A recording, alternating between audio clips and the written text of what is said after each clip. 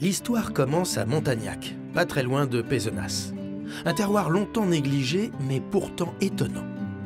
Alors c'est fou, il y a plein de fossiles. Là. Voilà, c'est les parcelles et coquilles.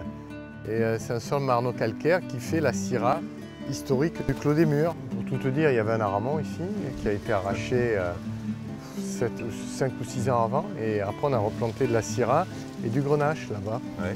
Et j'ai eu la chance de le faire classer tout début 2000. Et il a été classé par l'INAO donc en Languedoc, en coteau du Languedoc à l'époque.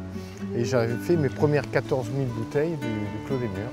Ces cuves sont d'origine, on les a rénovées, remaçonnées, on les a revêties d'époxy à l'intérieur, tout mis. Ouais, l'époxy, c'est un peu comme ça. Voilà, c'est ça, ouais. ça a le mérite de garder les bénéfices du ciment, c'est-à-dire l'inertie thermique, et d'avoir l'hygiène de l'inox. Ce Clos des Murs, c'est la vigne originelle de Jean-Claude Mas, au cœur de ce vignoble familial qu'il a baptisé du nom de son père, Château Paul Mas, et qu'il ne va cesser d'agrandir. C'est ici qu'il façonne le style si caractéristique de ses vins. Clos des Murs, c'est un vin d'appellation, mais c'est des terroirs qui sont... Voilà, c'est le premier vin d'appellation que j'ai fait, parce qu'on avait 8 hectares, qui sont le Clos des Murs, mais je l'ai baptisé Clos des Murs, parce que c'est un mur en pierre sèche qui entoure une parcelle de 8 hectares, plus ou moins. Et il y a des ronces, des murs de ronces. Voilà, on les a vus. Et là, c'est le sol de fossiles, quoi. C'est le sol marno-calcaire avec des fossiles. Et ce que ça donne, c'est la gourmandise. Là, c'est vraiment ce côté très expressif, très ample, très épanoui, ouais. très gourmand. Vraiment, on est dans et qui peut vieillir. Ces syrahs réjouissantes, il les conçoit au début des années 2000 avec les moyens du bord, mais aussi avec beaucoup d'ambition. C'est là que ça a commencé. Je venais prélever mes barriques qui étaient là-bas.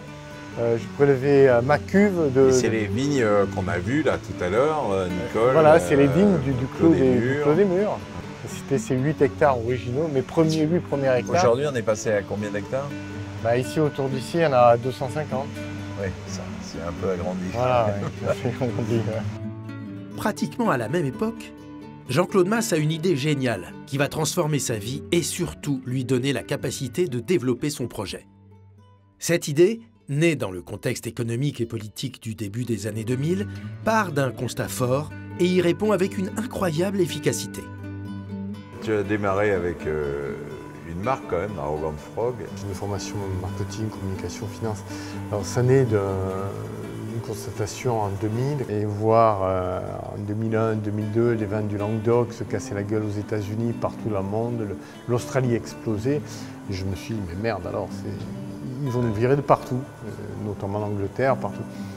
Et je dis, s'ils sont aussi forts, je pense qu'on peut les prendre à leur propre jeu. C'est purement approche marketing. Voilà, d'abord, je définis le concept. Je me dis, voilà, c'est quoi qui les fait marcher? Lui, il a un kangourou sur son truc, là. Ouais, les Australiens, kangourou, très bien. Un kangourou dessiné par les aborigènes. Il a 18 grammes de sucre dans son vin. Ouais, c'est la soupe sucrée. Mais bon, ça plaît à tout le monde.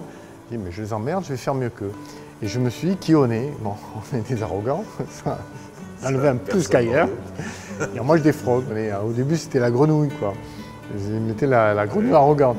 Et c'est devenu l'Arrogant Frog.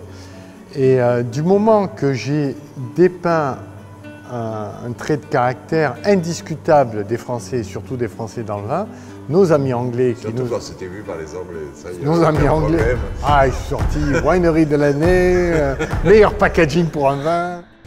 Avec ce succès si original, Jean-Claude Mas a désormais les moyens de ses ambitions. Elles sont aussi fortes que sa conviction, celle de créer des vins qui expriment toute la diversité des terroirs du Languedoc et du Roussillon. En très peu d'années, il a installé ou repris des vignobles de grandes personnalités, mais a aussi affirmé un style qui n'appartient qu'à lui.